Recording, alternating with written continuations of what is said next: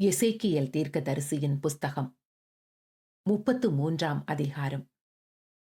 கர்த்தருடைய வார்த்தை எனக்கு உண்டாகி அவர், மனுபுத்திரனே, நீ உன் ஜனத்தின் புத்திரரோடே பேசி அவர்களோடே சொல்ல வேண்டியதாவது: நான் தேசத்தின் மேல் பட்டயத்தை வரப்பண்ணுகையில் தேசத்தின் ஜனம் தங்கள் எல்லைகளிலுள்ள ஒருவனை அழைத்து அவனை தங்களுக்கு காவல்காரனாக வைத்த பின்பு, இவன் தேசத்தின் மேல் பட்டயம் வருவதைக் கண்டு எக்காளம் ஊதி ஜனத்தை எச்சரிக்கும் போது, எக்காளத்தின் சத்தத்தை கேட்கிறவன் அதை கேட்டும் எச்சரிக்கையாயிராமல் பட்டயம் வந்து அவனை வாரிக்கொள்ளுகிறது உண்டானால், அவனுடைய இரத்தப் பழி அவன் தலையின் மேல் சுமரும்.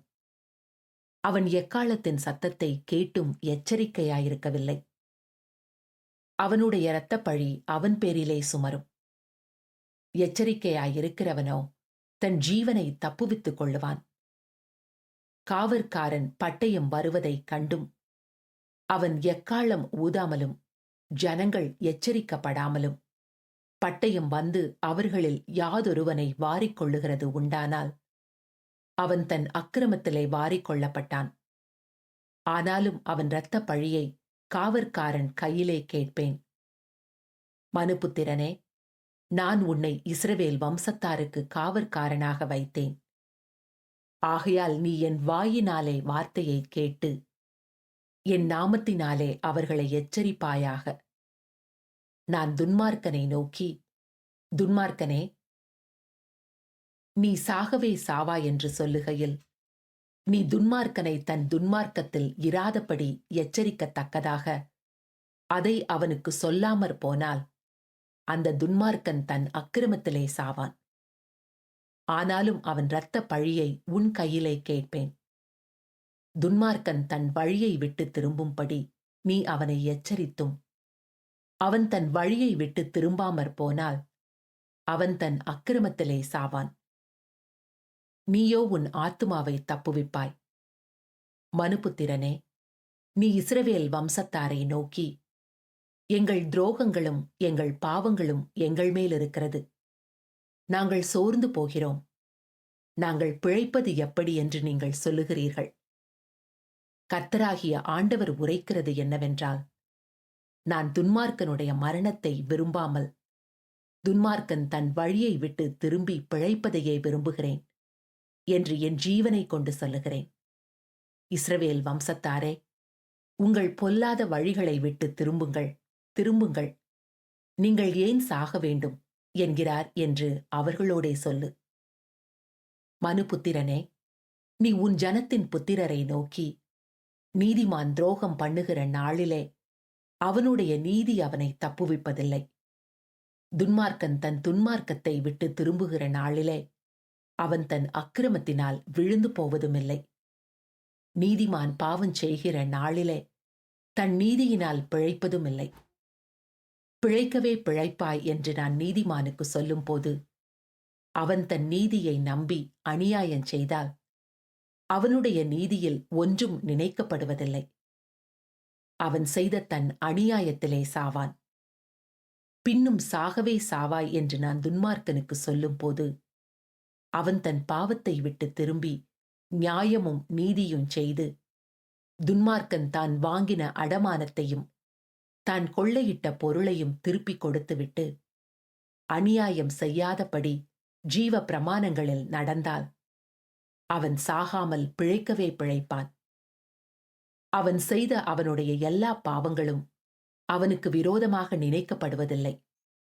அவன் நியாயமும் நீதியும் செய்தான், பிழைக்கவே பிழைப்பான் என்று சொல்லு. உன் ஜனத்தின் புத்திரரோ ஆண்டவருடைய வழி செம்மையானதல்ல என்கிறார்கள். அவர்களுடைய வழியே செம்மையானதல்ல. நீதிமான் தன் நீதியை விட்டு திரும்பி அநியாயம் செய்தால் அவன் அதனால் சாவான். துன்மார்க்கன் தன் அக்கிரமத்தை விட்டு திரும்பி நியாயமும் நீதியும் செய்தால் அவன் அவைகளினால் பிழைப்பான். நீங்களோ ஆண்டவருடைய வழி செம்மையானதல்ல என்கிறீர்கள். இஸ்ரவேல் வீட்டாரே, நான் உங்களில் ஒவ்வொருவனையும் அவனவன் வழிகளின் படியே நியாயம் தீர்ப்பேன் என்று சொல் என்றார். எங்கள் சிறையிருப்பின் 12ஆம் வருஷம் 10ஆம் மாதம் 5ஆம் தேதியிலே எருசலேமிலிருந்து தப்பின ஒருவன் என்னிடத்தில் வந்து, நகரம் அழிக்கப்பட்டது என்றான். தப்பினவன் வருகிறதற்கு முந்தின சாயங்காலத்திலே கர்த்தருடைய கை என் மேல் அமர்ந்து, அவன் காலையில் என்னிடத்தில் வருமட்டும் என் வாயை திறந்திருக்க பண்ணிற்று. என் வாய் திறக்கப்பட்டது. பின்பு நான் மௌனமாயிருக்கவில்லை. அப்பொழுது கர்த்தருடைய வார்த்தை எனக்கு உண்டாகி அவர், மனுபுத்திரனே, இஸ்ரவேல் தேசத்தின் பாழான இடங்களிலுள்ள குடிகள் ஆபிரகாம் ஒருவனாயிருந்து தேசத்தை சுதந்தரித்துக் கொண்டான். நாங்கள் அநேகராயிருக்கிறோம், எங்களுக்கு இந்த தேசம் சுதந்திரமாக கொடுக்கப்பட்டது என்று சொல்லுகிறார்கள். ஆகையால் நீ அவர்களை நோக்கி, நீங்கள் இரத்தத்தோடே கூடியதை தின்று உங்கள் நரகலான விக்கிரகங்களுக்கு நேராக உங்கள் கண்களை ஏறெடுத்து இரத்தத்தை சிந்தியிருக்கிறீர்கள். நீங்கள் தேசத்தை சுதந்தரித்துக் கொள்வீர்களோ? நீங்கள் உங்கள் பட்டயத்தை நம்பிக்கொண்டு அருவருப்பானதை செய்து உங்களில் அவனவன் தன் தன் அயலான் மனைவியை தீட்டுப்படுத்துகிறீர்கள். நீங்கள் தேசத்தை சுதந்தரித்துக் கொள்ளுவீர்களோ என்று கர்த்தராகிய ஆண்டவர் உரைக்கிறார் என்று சொல்லு. நீ அவர்களை நோக்கி, பாழான இடங்களில் இருக்கிறவர்கள் பட்டயத்தால் விழுவார்கள். வெளிகளில் இருக்கிறவனை மிருகங்களுக்கு இரையாக ஒப்புக் கொடுப்பேன்.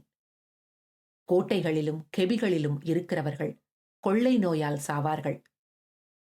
நான் தேசத்தை பாழும் அவாந்திரமுமாக்குவேன். அப்பொழுது அதனுடைய பலத்தின் பெருமை ஒழிந்து போகும். அப்பொழுது இஸ்ரவேலின் மலைகள் கடந்து போவாரில்லாமல் அவாந்திரமாய் கிடக்கும். அவர்கள் செய்த அவர்களுடைய எல்லா அருவருப்புகளின் நிமித்தமும் நான் தேசத்தை பாழும் அவாந்திரமுமாக்கும் போது நான் கர்த்தர் என்று அறிந்து கொள்வார்கள்.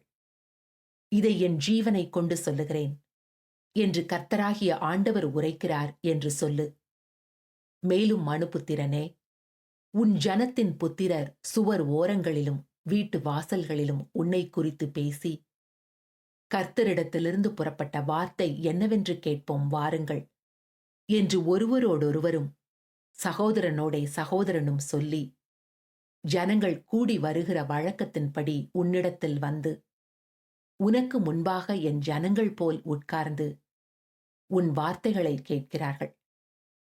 ஆனாலும் அவர்கள் அவைகளின்படி செய்கிறதில்லை. அவர்கள் தங்கள் வாயினாலே இன்பமாய் பேசுகிறார்கள். அவர்கள் இருதயமோ பொருளாசையை பின்பற்றி போகிறது. இதோ நீ இனிய குரலும் கீத வாத்தியம் வாசிப்பதில் சாமர்த்தியம் உடையவன் பாடும் இன்பமான பாட்டுக்கு சமானமாயிருக்கிறாய். அவர்கள் உன் வார்த்தைகளை கேட்கிறார்கள், ஆனாலும் அவைகளின்படி செய்யாமற் போகிறார்கள். இதோ அது வருகிறது.